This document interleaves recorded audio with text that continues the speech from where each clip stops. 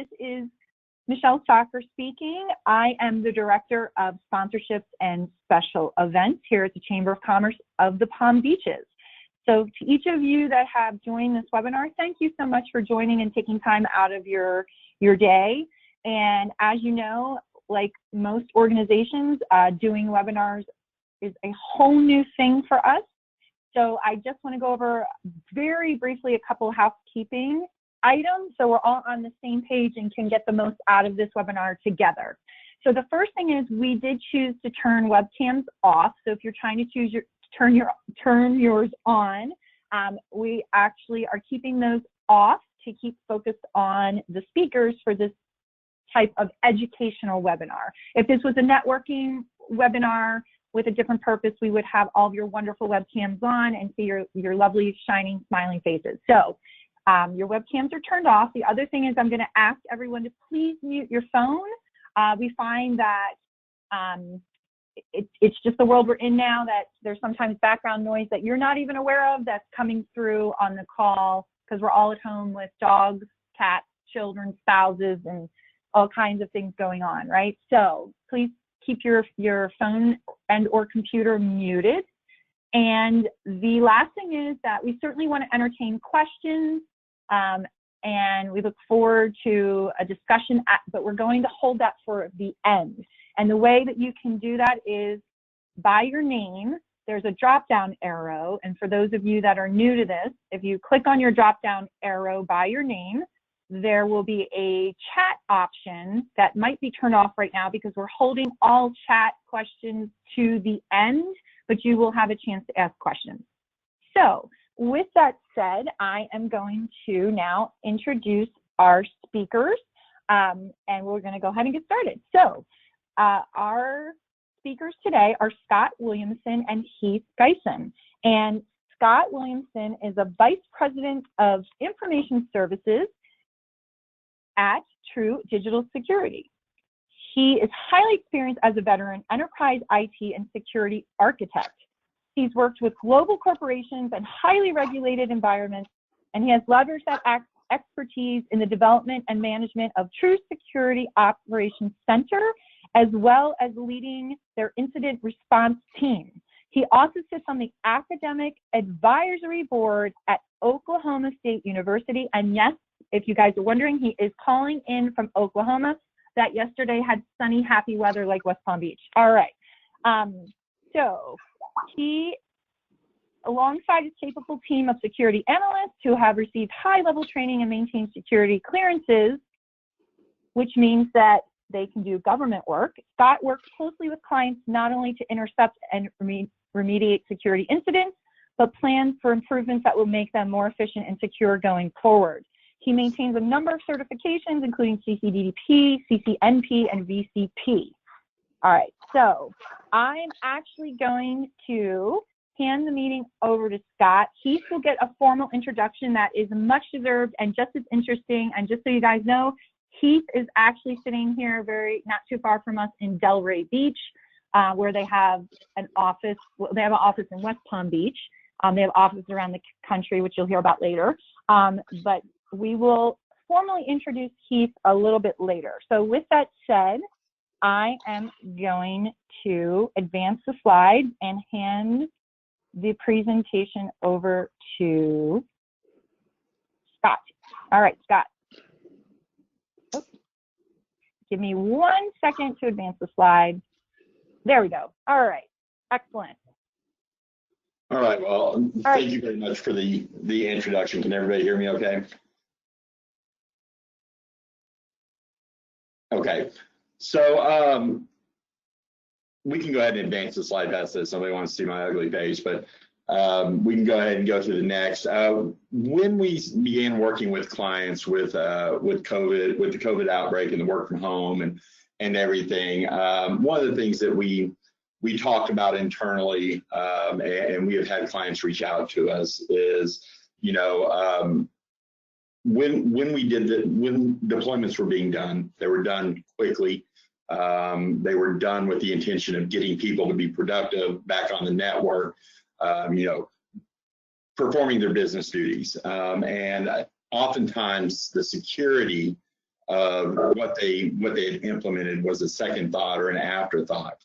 And so when we were asked to do this presentation, this meeting, they'd asked me, because I set over our security operations center here at True Digital Security, they'd asked me to kind of put together some things, some events that we were seeing become more and more verbose and affecting more clients because of this work from home paradigm that we've entered.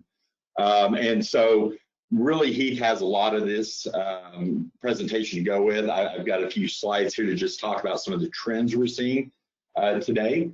And these we'll go over, but we're definitely seeing an increase in phishing and spear phishing attempts on clients. We're finding that when we're doing our incident responses or doing our security audits, that a lot of companies have rolled out their work from home without giving thought to multi-factor authentication or two-factor authentication. We're finding a lot of firewall configurations that are improper and that they don't follow standards, securing the environment. We're finding that companies are losing visibility, right, into what their endpoints are doing, what their employees are doing, and protecting themselves. And then, at the end, endpoint protection. So one of the things, FBI has already issued warnings that there's definitely scams, definitely phishing attempts that are targeted directly at the COVID-19 issues that we're seeing right now. We can go ahead and advance the slide. So Google does a really nice job of providing transparency through their Chrome browser of websites that are malicious, what they're seeing, from Google's perspective. As you can see, this is just the first quarter of this year. These are the websites that are being associated with phishing attempts, whether it be standard phishing or spear phishing. As you can see, there's been a huge increase over the past quarter of these websites being deployed out there by the bad guys. And, typically these websites are websites that are built to look like, a Office 365 landing page, or a page to look like a client's VPN, SSL VPN portal, trying to trick users into giving up their credentials. So as you can see, again, a 350% increase just this quarter, and the bad guys trying to fool our employees that are now working from home. So, not only are the employees working from home, but there's new policies, there's new procedures they're having to follow. Being that they're new, people don't necessarily understand or are looking out for the bad guys to try to trick them. We can go ahead and go to the next slide. Multi-factor authentication. So multi-factor authentication is something that's been around for a while now. It used to be very complicated to employ on a network. Things have gotten a lot better over the past couple of years. It's a lot easier to integrate. But what we're finding when we're doing audits for clients is that giving remote access into their network, whether it be via VPN or whether it be via Office 365, into their email and SharePoint and things like that, they don't have multi-factor authentication. From our incident response side of the house, 90% of the incident responses that we respond to for companies could have totally been avoided had MFA just been enabled on that client's infrastructure. Without MFA, an attacker only needs a username or a password. Human beings, being the creatures of habit that we are, we tend to use the same passwords, whether it's work-related or personal, bank or websites, whatever. We tend to use the same passwords or the same password type layouts, right? So it's very easy for the attackers to guess. With MFA, and I don't know how familiar everybody is with MFA, but multi-factor authentication is something you are, something you have, something you know. The multi-factor gives you the ability to have something you have, whether it be a cell phone or a key fob. It allows you to enable that. So even if the attacker does get your username and passwords, they still have to have that additional component to be able to get in there. Risks that are associated with not having multi-factor deployed on your network, unauthorized access. Again, if you're just using standard username and password, log into the VPN.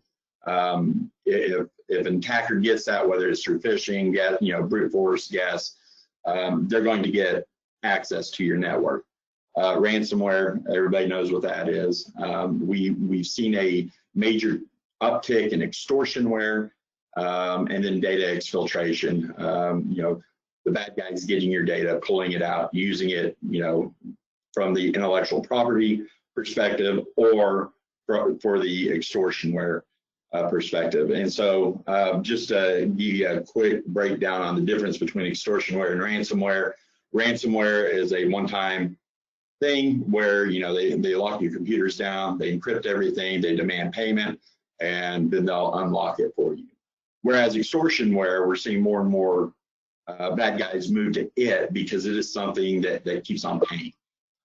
They will get your data, they'll hold it, exfiltrate it, and then let tell you that, hey, if you don't pay us, we're going to let all your clients know, we're going to let individuals know that we have their data. We've seen a big uptick in this in CPA firms, law firms, doctors' offices. The bad thing about extortionware is that they will tell you, yes, if you pay us, we'll delete it, you'll never hear from us again. Generally 6 to 12 months later, you'll get another email from them saying, hey, we lied to you, we still have it, we want additional payment. Okay, so we can go ahead and go to the next slide. Lack of visibility. So most companies out there have made investments in what we call their perimeter security, their firewalls. Most companies out there are now using what we call UTM firewalls that have intrusion prevention on there, intrusion detection, gateway antivirus, spam filtering, all these security services built into that firewall.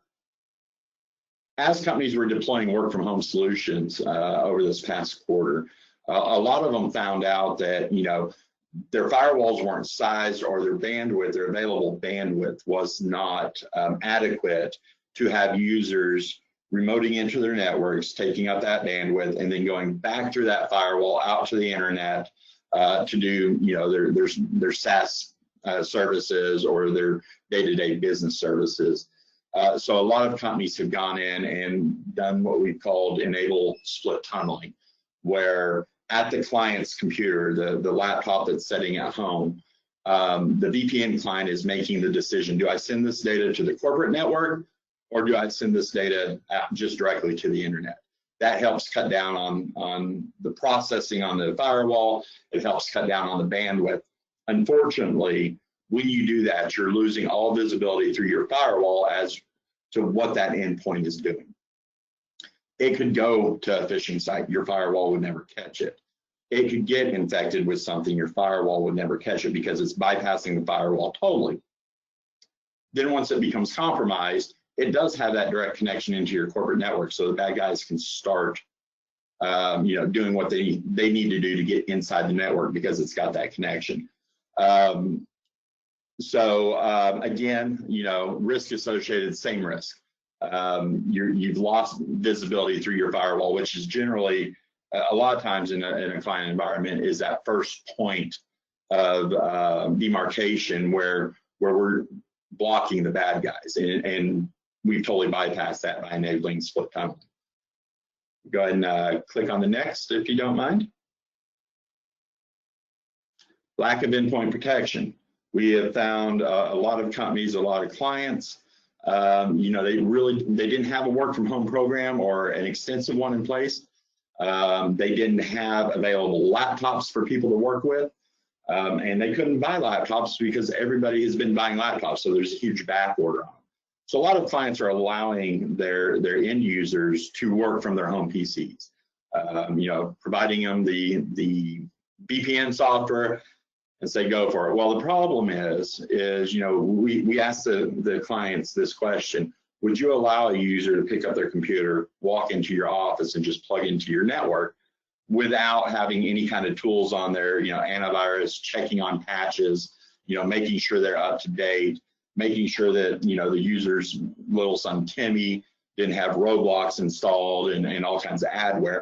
You know, they tell us, well, of course not. Well, unfortunately, you know, if your VPNs aren't set up correctly, if they're not very restrictive, you're basically allowing that to happen when you give somebody a VPN client and say, hey, connect from your home computer. So, you know, clients have lost that visibility, not only from their firewall, but now from their endpoint protection. What antivirus is on that machine? Is it centrally managed? Do you know what's going on that machine at any given time? Again, you know, the risks associated with that are the same. You know, unauthorized access, ransomware, you know, it can have a keylogger on it, and you would never know. Bad guys are just recording, you know, usernames, passwords, and all that information. And unfortunately, the tools aren't there to identify that. And I believe I have one more slide. Oh, no, that is Heath's beautiful face. So I will let Michelle go ahead and take over and do the introduction for him.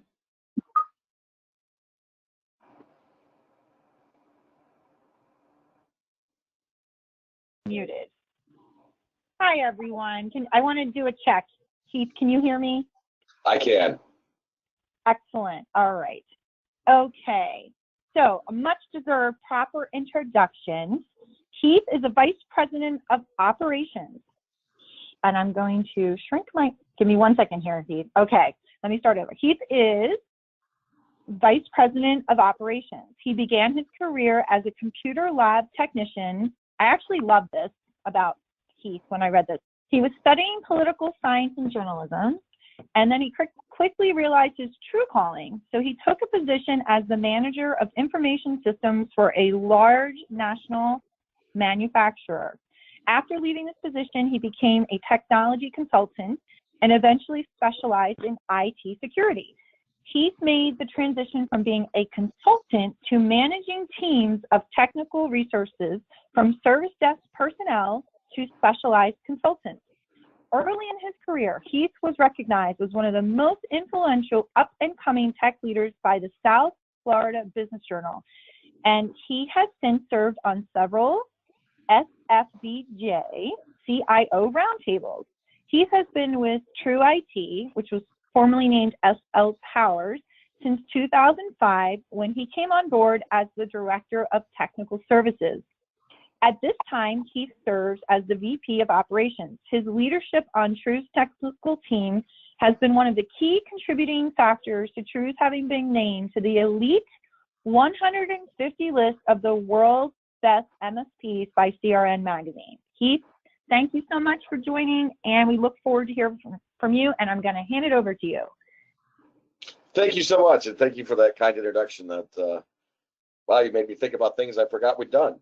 I wanted to get together. Scott kind of got together and laid out what the threat landscape looks for you today, and I kind of want to get together and go over some questions you can ask yourself and look at what you have going on in your business right now, and talk a little bit more how you can, some of the things you can do to protect yourself. So if you go ahead and change the next slide there for me.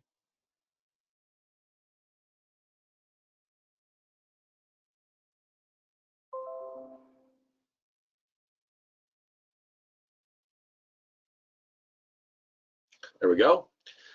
So the first question I want to ask everyone is, how are you securing your user identities against current and emerging threats?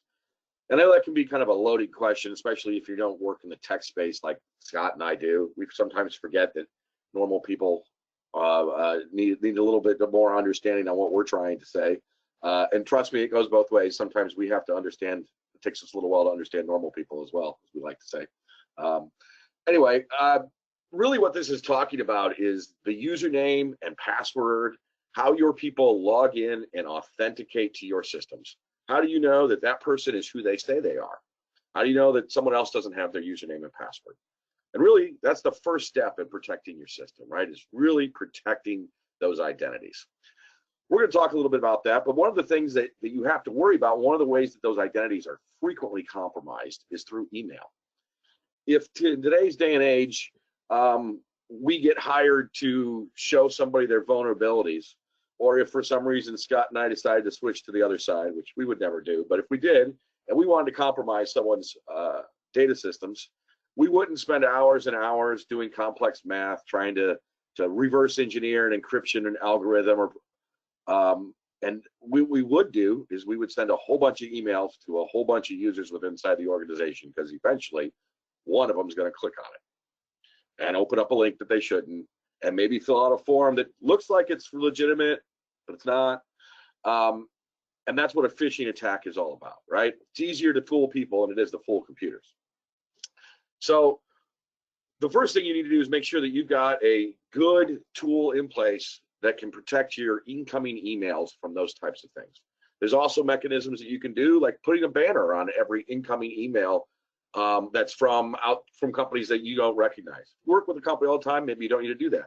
But if there's new emails coming in, perhaps you can put a banner across the top warning the user, warning, this is from an outside user, please make sure everything looks legitimate. And advanced tools that are available on the market today can do things like automatically detect that this email says it comes from your CEO, John Doe, but we know that's not John Doe's email address, so it can warn the users as well. So that's really your first step, is getting a proper tool in place and making sure that that's configured properly to protect you, provide that first line of defense against those phishing emails. Next level is to train your users. It always comes down to user training. You need to put your users through some what we call end user security training, and teach them how to look at an email, how to sense when something's out of order. But today's modern training systems, you put people through a training system, and then they'll send a test phishing email in and see if the user clicks on it, or if the user opens it, interacts with it. If the user does, well, then the training system knows that they did, and they'll go, okay, you need to review the training again. So those are really your first two steps. Next step is VPN. Scott talked a lot about VPNs. For those of you who may or may not know, a VPN stands for Virtual Private Network. It's a great technology. It allows you to go through the public internet and make it seem like, at least from a technical level, that your computer that's on that remote end is attached directly to your systems in your office or in your data center, wherever you may be connected to. The problem with VPNs, as Scott started talking about, is that they're only secure as people's access to that. So if your user's username and password or credentials have been compromised, then that person who's compromised them can have access to it. And in today's day and age, unfortunately, users like to use the same username and password for all kinds of websites. Frequently, people use the same username and password for Netflix that they'll use to log on to their company with. And when people do that, they generally share their Netflix password with all their friends. So now, how many people have that? The way you protect yourself against that, Scott touched on this, is multi-factor authentication. So in the world of authentication, or really proving who you are, proving that you are who you say you are, there's several factors to doing that. Something you are, so that'd be like a biometric, a fingerprint, an eye scan, a facial recognition, something you are, something you know, that would be a password or a username, combination of those two, and something you have. So in most cases, multi-factor implementations are something you know, which is your username and password, and something you have, which is usually an app that runs on your smartphone that either pops up when that user logs in and says, hey, do you want to verify this login? Or please enter this code to verify your login. Everybody's using this nowadays. Amazon has this set up, Facebook has this set up, Google has it set up. And the reason that they have those set up is a number of years ago, a consortium of technical companies led by Microsoft did some research into this. And they figured out that when they forced multi-factor authentication on their consumer grade products, we're talking like the Xbox stuff and Hotmail, those types of things, that the account compromise went down by 99.9%. Additionally, they would allow the users to be able to reset their own password. Once they had multi-factor set up and they could verify the user a couple different ways, they'd say, okay, we've verified who you are. Now we're going to allow you to reset your own password. That reduced support calls for people resetting their own password by 70%. So the next step in that you should be taking advantage of, modern authentication systems can add in a factor called user risk or sign-on risk. And what this is very similar to what happens when you're using your credit card. You know, if you go down to the gas station today and it's a different gas station than you normally go to, and you borrowed your friend's truck, so you're buying twice the amount of gas that you would normally buy, when you run that transaction, the credit card company sees that transaction and goes, wait a minute, that's out of their norm. They don't normally do that. Now, maybe that transaction alone isn't enough, but you know, your friend told you to stop by this pharmacy and pick something up for him. Well, you don't normally shop at that pharmacy, so you stop in and you pick something up at that pharmacy. Now you've got two dings against you that are outside your normal behavior, right? That ratchets up the risk on your credit card usage, not your credit score, just whether or not that credit card's been compromised or not. That risk score goes up. Well, you could do the same thing with the user sign-on. So if you're signing on from a computer that the system doesn't know about, or if you're signing in, say, I signed in, this happens to me frequently when traveling to Oklahoma. I sign in Delray in the morning. In the afternoon, I will sign in Tulsa, Oklahoma. My user risk goes up. It goes, wait a minute, that guy was in Delray this morning and he's in Oklahoma now? Now, if there's 6 to 8 hours between those two logins, the system will go, okay, that's possible. You could travel from here to there in 8 hours. But then there's other things that can happen. Like I logged in here in Delray at 10:30 this morning. Then all of a sudden at 10:45, someone was trying to log into my account from China. Well, no, you've probably got something going on. So when that happens and the system sees that your user risk has gone up, it can force you to reset your password. That way, if the bad guys do have your username and password, it's already changed. And all that can happen in a modern system in an automated fashion, so no one even had to be involved. So those are some of the tools that you should be having implemented on your systems now to really protect yourself and protect those identities. Especially as we're all working remotely now, that's really become the first step, is making sure your identity is protected. If you could change slides for me there. Next is, do you know what applications your users are using? This was a problem before we were all put into this situation where everyone working remotely, and it continues to be a bigger problem now, especially as we rapidly went to remote workplaces. If your organization didn't already have some cloud-based file storage where everybody could access that data without being inside your office, then they probably put some in some cloud-based storage. And we hear stories all the time about users that went out and signed up for a free Dropbox account and copied a whole bunch of files to it. Well, as those files left your systems and went to that free Dropbox account, you no longer have control over it. Are people using some free proposal builder online? And I just pick on proposal builders as an example, but think of all the different applications in the world that people could use that might make their job easier, but they haven't cleared it with you or your organization or your organization's IT team to find out the data that they're storing in there that belongs to the organization, belongs to the company, is safe. Email plugins. This is a notorious one. People love to put little email plugins into their email clients so they can do fun little Giphies and funny little emoticons. Are those things doing things in the background that they shouldn't be doing? So my point on all of this is, how are you monitoring that? How are you controlling this? In modern systems today, you should have control of knowing what applications your users are using, because you can control that login and see where it's being used. You can control that device and see what applications are running on it. And then you can put together basically something as simple as a whitelist and a blacklist. These applications are allowed, these are not allowed. Or the system could come to you and say, hey, we're finding applications that aren't on your whitelist. What do you want to do? Go ahead and we'll move forward to the next slide now. Next question is, do you have control over who can access your information? So in that last one, I talked about someone copying information off the Dropbox. We're going to talk a little bit here about what you could do to help protect that information, even if it does get copied off to an application that you're not aware of, right? Nowadays, there's fewer boundaries in the way that we work. Several years ago, your data existed more than likely on a server or a computer inside your organization.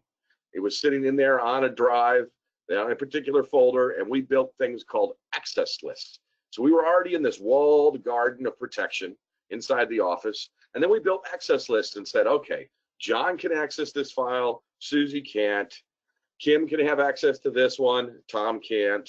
And we built that nice little access list and had control over who could access our data. Well, in today's day and age, as you see here in this picture on the slide, that big blue circle, that's the way it used to be. That was our walled garden. Now, if you step and look back at that, data doesn't just exist in our office anymore. We're emailing it to each other. We're sharing it out on Facebook. We're doing webinars like this where we're sharing information all over the place. How are you protecting that information? Well, the new way of doing that is a system called information protection. And there's several different vendors that have these.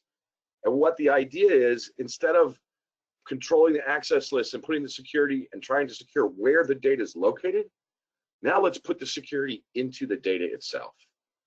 So that Word document that someone might be using, instead of saving that Word document somewhere and going, okay, it's in a safe location, which we can't do anymore, because we don't know where it's going to be saved. What we do is we build the security into the Word document.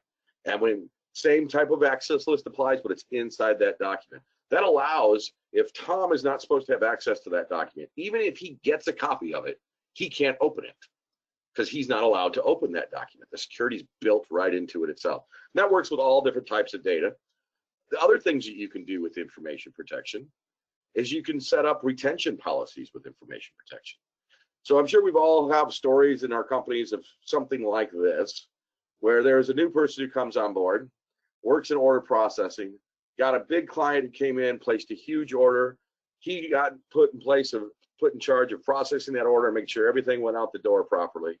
And he went and pulled up the document that says, here's how you process an order. Lo and behold, a few days go by, something was really messed up with it and the customer is very upset. You go back to look what happened. The new guy did everything he was supposed to do, except for he followed a document that's 10 years old, that's outdated, right? Well, now when we create that document of how to file process ordering, using things like information protection, we can apply a retention policy to it and say every 6 months this document has to be reviewed or it's no longer viable and can no longer be opened by this group. So information protection is really what takes you to the next level on a lot of these things and helps you start implementing these more advanced modern security mechanisms. Slide, please.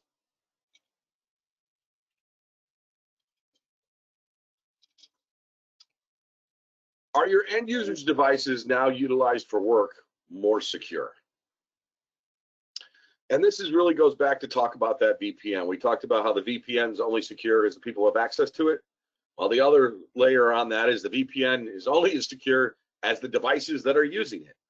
If your users are now using their home computers that may not have the same level of protection that you've paid for and built into your office computers, your corporate computers, then how do you know what they're using is protected? The way that you do that is through a device management system. And modern device management systems allow you to manage devices that the corporation owns, the company owns, and devices that the users bring, BYOD, bring your own device. When I was in college, that meant something totally different. But it allows you to be able to manage those in a way that you can protect your data that is being accessed up from that computer, but you still don't bother their picture repository of little Billy and Susie that they have on the computer.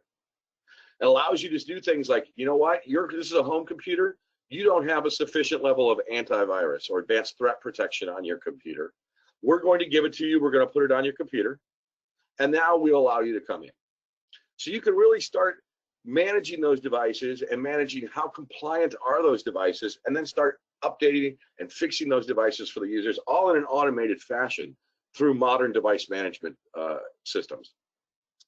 One of the things I want to talk about on here is, you guys might hear this a lot, is antivirus and then advanced threat protection. And what's the difference between antivirus and advanced threat protection? Well, antivirus is what we all know and think of when we think of cybersecurity, right? That little thing that sits in the bottom corner and runs and scans all of our files and makes sure nothing bad happens or tries to. And that's great. And it's just looking and trying to compare things and make sure nothing's wrong. You need that. But the next level of that is a thing called advanced threat protection. And what it's really doing is holistically looking at all the functions and operations that are happening on your computer at the same time and seeing how they're all related and what's going on. And then using that information to correlate anytime something happens that's out of the norm, out of the ordinary, could potentially be a risk, and can modern systems can automatically detect that, react to that, report back to a security center with it so someone could take further action on it. And that's really the difference between the antivirus and the advanced threat protection. I highly recommend having both, but today's day and world, the advanced threat protection really takes it to another level to help protect you. Next slide, please. And I'm going to wrap things up here and kind of hand things back to Scott for him to talk about how doing these things that I talked about kind of gets how that gets you a better security posture and how he uses all of that information from these systems to help protect you. But in the meanwhile, I wanted to go over these real quick with you and ask, can you quickly remediate advanced threats? So when you see threats happen on the systems, and they happen all day, every day. It's just a matter to what degree and how far do we need to go in order to remediate that threat. Systems can fix themselves now. It's great if you have them set up properly. But now we can take all of this information that we've talked about, your identity protection, your application monitoring and management, your information protection, the device management and compliance of that device being monitored. And we can put that into a system that they're generically called cloud access security brokers. Every vendor has a different name for them. McAfee calls theirs MVision. Microsoft calls theirs conditional access policies. There are several different brand names, but they're all what's called a cloud access security broker. And what they do is pretty simple if you think about it. So it takes those 5 factors that we have listed there, and probably the best way is, let me tell you a little story and see if this will work out for you. Best way to explain this. Let's say I'm an accountant and I work for the company and I'm going on vacation. And I don't bring my laptop with me because I'm going on vacation. I don't want to have to work. So we're driving down the road. I have my family in the car, and lo and behold, about 4 hours in, I get a phone call from the CEO that says, "Hey, I know you're on vacation. Something came up. I really need this report. Is there any way you can log in and get me this report?" Okay, no problem. I'll take care of that for you. So we're driving down the road. I find a Starbucks or McDonald's or someplace that has Wi-Fi. I reach in the back seat and I grab my daughter's laptop and I walk inside and I sit down, fire up the laptop, get connected to the Wi-Fi, and then I start to log into my work systems. Now, the instant I start logging into that work system, it's going to go, wait a minute, we know who Heath is. We know his identity, but we don't know the computer that he's logging in from. We don't know this location that he's logging in from, and he's trying to access financial information.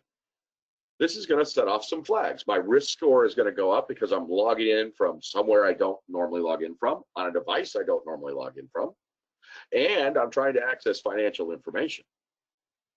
Now we can, the system, that cloud access security broker, can make some intelligent decisions. Do we allow Heath in or do we not allow Heath in? Do we immediately notify an admin that someone's trying to do this? Do we notify Heath that it looks like there's a possible compromise on his account, and we'll let you log in after you perform these next 2 levels of multi-factor authentication and reset your password? Or does it do that and let me in, but only let me access that financial information in a read-only mode, so I can't copy it, I can't download it, I can't send it, all I can do is see it. And that's really what you're after in today's day and age. That gets you to the modern, if there is anything, you know, it's the best defenses that you can put up. It's the base level security defenses that you should have on your system, is really being able to provide that type of protection for your data, for your users, for your devices, and for your applications.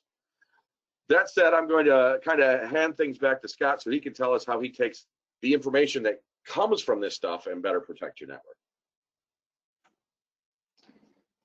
Thank you, Heath. So just to kind of wrap this up a little bit, you know, everything that Heath talked about was, you know, kind of pointed at some of the weaknesses, some of the things that we see happening today. Everything that he talks about implementing, all that gives us more visibility, gives us more context, gives us more enrichment as to what's happening on clients' networks. At the end of the day, we can build everything we want to, you know, from a self-healing network and self-securing network into systems. But at the end of the day, there are people out there that are working really hard to get into your networks. You know, we do a lot of incident responses for companies that, you know, have been ransomware or extortionware. You know, and they always ask us, you know, we're a small company, you know, we didn't think we were a target. why? Why are they coming after us? And to answer that, they're going after everybody. I've worked with companies here in Oklahoma that were small companies, 50, 60 employees, that had a $3 million ransom on their data, on their CAD drawings. They're a design firm, and they ask us the same thing. Why? And I explained to them, look, these individuals are overseas. $3 million to them sets them up for lives, sets their kids up for lives, probably their grandkids up for lives. So that they're trying everything possible, and it's our job to try to stay in front of them. And by adding these layers, you give us more visibility into what's happening on the network, so that we can make decisions on is this something that we need to be concerned with, that the client needs to be concerned with. And then allows us to take remediation type actions for it. So I know we're running a little bit long. We wanted to leave some time at the end of this for a Q&A. So I'm going to go ahead and hand it back over to Michelle, and we can answer any questions that you all might have.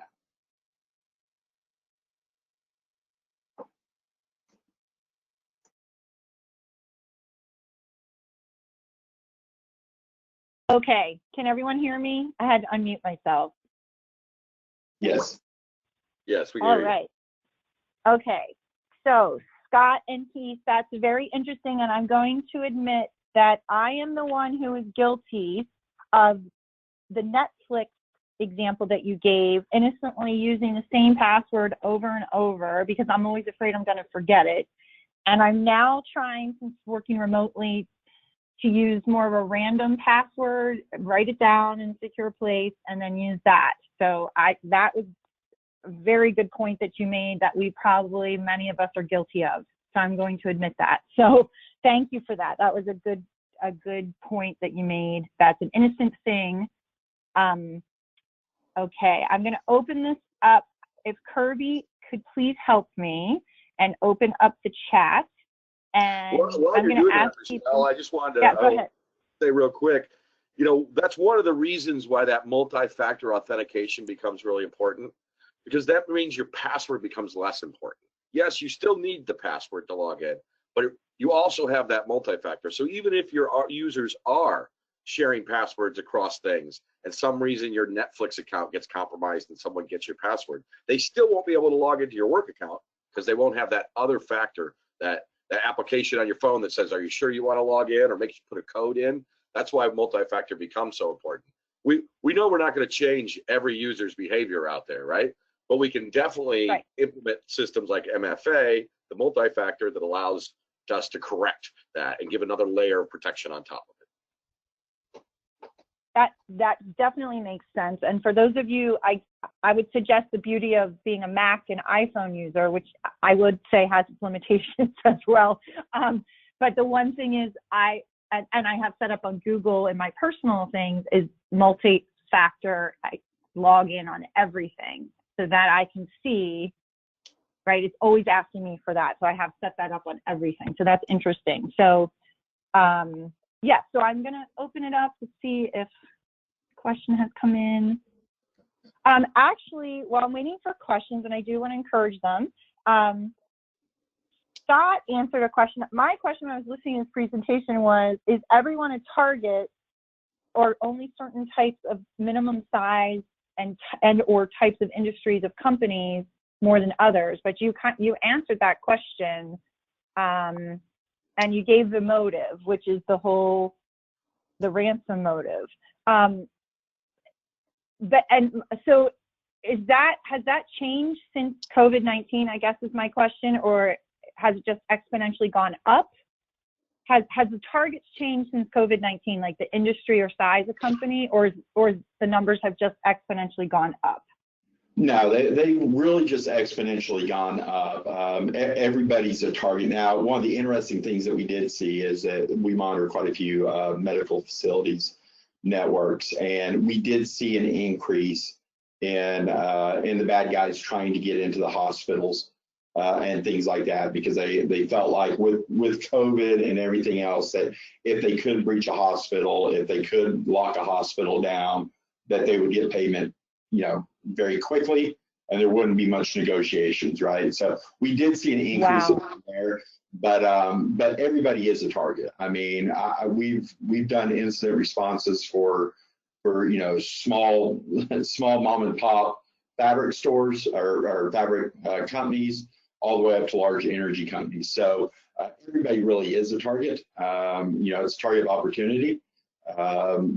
These guys are, especially with the spear phishing and things like that, what companies don't realize is that it's really easy to spear phish companies, because individuals put all the information out there that we need, right, to be effective at spear phishing. I can go on LinkedIn, I can find out who works for what company, who reports to who, what positions they are, and then I've got that information. I can craft the emails to be very personal and make it look very legit, right? So, one of the bigger exploits right now, no matter how much, and Heath alluded to this, no matter how much technology we throw at it, at the end of the day, it still comes down to that end user.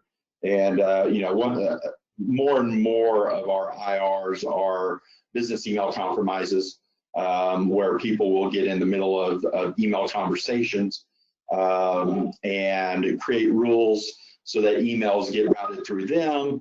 And basically they take over the conversation, and it's generally based around billing, invoices, wire transfers, things like that. We had a company here in Tulsa not too long ago that suffered from one of those. Bad guys got into their Office 365, created some rules. They unfortunately didn't have anybody watching or monitoring, so they weren't aware of it happening. And long story short, they ended up, the company in Tulsa ended up sending $1.2 million to a bank in China, while one of their vendors, or one of their clients, actually ended up sending $1.7 million, which they thought was destined for this company, to a bank account in Dubai. And so, all in all, almost $3 million lost there. So really, the tactics change. Ultimately, it's about getting that payoff. Wow. Yeah, and just to add a little bit on that, one of the things that we frequently talk about is, are larger businesses being targeted or smaller businesses being targeted? Scott's absolutely right. The whole overall has just gone up. It's not been a difference. But even before this, more small businesses are targeted than large businesses. The main reason for that is there are more small businesses than there are large businesses. And it becomes a bigger risk for the large business, because a bigger company might have the resources to do all of this stuff, whereas a smaller company will try not to spend as much money in these areas from a resource point of view. So they might not be as prepared to deal with something going on as a larger company. Just wanted to add that. So, that's a great point, because at first, when you first say that, it sounds counterintuitive, because you would think the small businesses, they have less that they can go after, but they're easier targets. So it actually makes sense when you spell it out that way, because they are, like you said, less likely to invest and have perhaps the resources and money to put the infrastructure in that they truly need to protect themselves. The other thing that you guys said, and I will get to Mark Norman's question next because I think it's interesting, but I want to comment real briefly on when you said that the biggest target is sending emails to employees. I think this is something where people have to do a gut check, because just the other day, I got something that was asking me to fill out all kinds of fields, because we're all getting inundated right now with invitations to webinars. And some of them are coming from organizations that we're members of, or we're sending them out to our members, right? But then some are being forwarded by friends, family, colleagues, and I may not, as an employee, be a member of that organization or familiar with it, but the topic might grab my interest, right? So this whole thing that you mentioned about filling out forms, one of them comes to mind recently where I'm not a member. It seemed like a lot of information just to go to a webinar, and I stopped filling out the form. So I thought, can you speak more to that, of red flags on forms that might appear that, you know, that should be a total red flag to stop dead in your tracks and not fill out that form and complete it. Sure. So I can speak from like the IR side and what we've seen attackers do, and then we can really kind of wrap it around this whole COVID thing, right? So a lot of companies, their internal processes and procedures have now changed, right? Used to, in a smaller company, if I was the CEO or the president and I needed our CFO or our accounting department to cut a check, they're right down the hall, right? I could say, hey, we need to get this invoice out, or we need to get this payment out, or whatever. Well, now everybody's working from home, so all that's being done across email now. Hey, can you send this out? Attackers know that, right? And so again, it's really easy for me to go to go to LinkedIn, get some information, try to successfully phish somebody, log into their O365 once I have those credentials, and start, interfering or interacting on their behalf. As far as, we used to tell people in phishing, if it has a link, be sure to hover over the link and look and see what URL it's really going to. Is it, if it's an email from Microsoft, is that URL really tied to Microsoft, or is it going out to somewhere in Taiwan or whatever? The guys are getting smarter and smarter. A lot of them are utilizing the same platforms we are to generate the emails, right? So, we saw an interesting one about 8 months ago where we were working in IR. We were getting through it, and a different person, or it could have been the same person, sent them another email trying to phish them, and they were using Microsoft Forms to display the information and collect the information. So Microsoft didn't flag it because it was their own product. And if you hovered over it, it said Microsoft on it. So, the user was like, well, it looks legit. Do you guys think it's legit? And we're like, no, don't do that. So it really depends. I always tell people, look, if you have any suspicion of it, if you think it's not right, pick up the phone and call the person. Pick up the phone and talk to Amy in accounting, or pick up the phone and talk to the vendor or the client. Say, hey guys, did you guys really send this over to us? It can cause things to slow down a little bit, but it can also make sure that nothing bad happens. So, as far as the forms and things like that, I always tell people that, if they're requesting too much information, you've got to weigh in your mind, is it worth it to provide this information, even if it is truly, from the webinar producer or whoever. But anyways, that's Mark asked some pretty good questions, and if you want, I can see those questions if you want me to go ahead and answer those, Michelle. Oh yeah, go for it. Thank you. Awesome. All right. So what forms of MFA? We internally use a few different forms. The Microsoft Authenticator app, like you said, SMS spoofing is a legit issue. We try to stay away from any SMS-based authentication directly for that reason. So Microsoft, Duo, Google, MyKey, Ubi, Auth-Anvil, all those guys out there actually have an application that secures on your phone, generates a random key that authenticates it against the service, so you're not relying on the SMS piece of it. So there's a lot, big choices out there. I think WatchGuard has one called Passport or something like that. There's a bunch to choose from out there. It's funny because Microsoft Authenticator, a year ago was pretty limited at what it could do, and it's amazing how much now it can do and integrate with other services. So, and generally the price is right on the Authenticator, because Heath, correct me if I'm wrong, but I don't think there's a charge for. If you already have your email hosted in Office 365, you're probably already paying for the MFA service from Microsoft, and you just need to turn it on. Yeah. Microsoft estimates that only 9% of the businesses that use their business services take advantage of that built-in service. Right. And then you've got your others, your incumbents like the Duos of the world, that you can purchase licenses for and use that.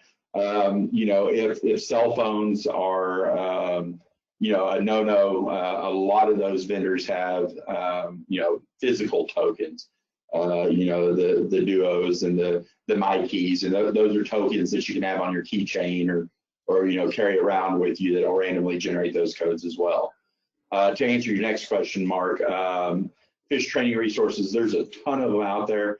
KnowBe4 is generally one that we recommend to clients. They're the ones who seem to have been doing it the longest. The thing I like about the fish training and testing that KnowBe4 does is that you can actually watch the progress of your users over time. So you can set up your phishing campaigns, you can set up how easy they are or how difficult they are, push them out to your end users, watch and see how they react. You get a report that says, Pam fell for this. And when they fall for it, it immediately takes them to a little 2 to 3 minute video training of, hey, this is why you messed up. This is how you messed up. This is what you need to look for.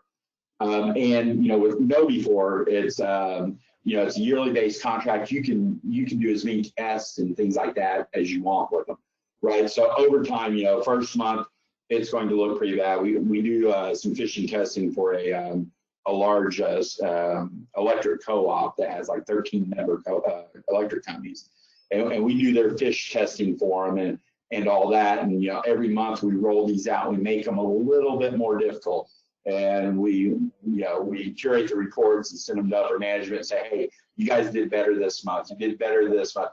You did better this month. And then we may say, hey, somebody probably needs to sit down with Pam because she just doesn't get it. She clicks on anything and everything that comes in, right? So I do like to KnowBe4. There are several other companies out there. I think Proofpoint has a solution. I think maybe Sophos has one. Heath, can you think of any more that actually do the training piece of those it? that we normally work with is the KnowBe4, and the Sophos one is really good. Yeah. The other name, their McAfee has one, Semantic, everybody out there has one. But the KnowBe4 and the Sophos are the ones that we've had the most success with. Yes. Right. Hey, Scott, I see another question here that I can jump in and take. This is more my area. Michelle asked, it's been reported that some law firms insist if their work from home employees disconnect their Amazon Alexa or Google Home devices because of the confidential nature of their jobs. They wanted to know what are our thoughts on that, and do they present a real threat? Do they present a real threat? Well, that's yet to be known. Those devices are always active listening to everything, waiting to hear their keyword to wake up and take your command. That doesn't mean they're necessarily actively recording everything. In order to just practically to actively record every conversation in front of every one of those devices everywhere in the world at the same time it's a little outside the practicality of what could happen. I would say, is it a security risk? Maybe. If you're actually having a real private conversation with legal implications, yeah, you probably should unplug the thing just to be sure. More importantly, though, if you're that worried about what's going on with trying to keep a sense of privacy and try to protect your identities and your users and confidential information, then you should really be doing all the things that I talked about before you worry about whether or not there's an Alexa plugged in or a Google Home plugged in the same room. That's getting down to splitting the hairs really finely. Unless you're taking care of all that stuff first, you're worried about the small little speck on the anthill somewhere instead of dealing with the big guy standing behind you that's about ready to smack you. One thing I wanted to add while I was talking here about all the stuff that Scott said, these bad guys that are doing this stuff, they're con men. Now they're just using tools and technology. It's the same con men, same type of guys that were trying to do this in the 70s with all the traditional cons. Now they've got a new set of tools that technology has afforded them. So if you're filling out a form and it doesn't feel right, that's that same sense of feeling you get when someone's trying to swindle you on something else and it doesn't feel right. If you get that feeling, by all means, stop what you're doing. Verify. Hi, Heath. This is Michelle. That is very helpful. It is 2:59. I guess with our last minute, that'll probably come quickly. I think you said something interesting that these bad guys are getting information that's personal from LinkedIn. I would dare add to that Facebook, unless I'm wrong. So I would say, but you're the expert, we should probably all be looking at our security, what we have as far as security on those in this new world that we're in. What do you think about that?